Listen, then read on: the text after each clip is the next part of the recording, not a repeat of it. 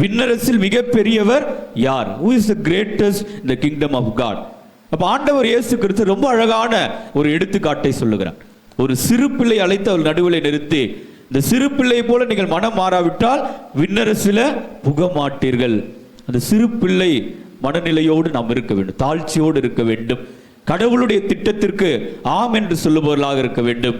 எனவேதான் கடைசியில சொல்கிறார், அந்த ஒரு ஆடு கிடைக்கின்ற பொழுது அவர் படுகின்ற மகிழ்ச்சி எவ்வளவு பெரியது.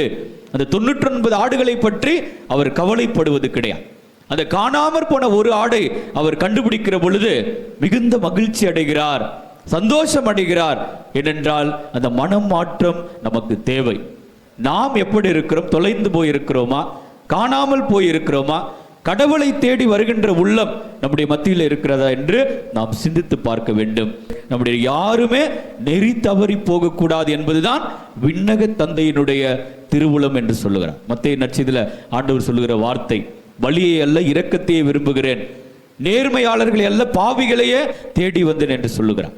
எனவே நாம் நம்முடைய வாழ்வில் எப்படி இருக்கிறோம்? கடவுளை தேடுகின்ற உள்ளம் நம்முடைய மத்தியில் இருக்கிறதா? உண்மையாகவே நான் கடவுளை தேடி செல்கிறேனா? இறை வார்த்தையின் வழியாக, நற்கருணையின் வழியாக, ஜெபத்தின் வழியாக ஆண்டவரை தேடுகின்ற உள்ளம் என்னுடைய இருக்கிறதா? மனமாற்றத்திற்காக நான் ஜெபிக்கிறேனா என்று சிந்தித்து பார்ப்போம்.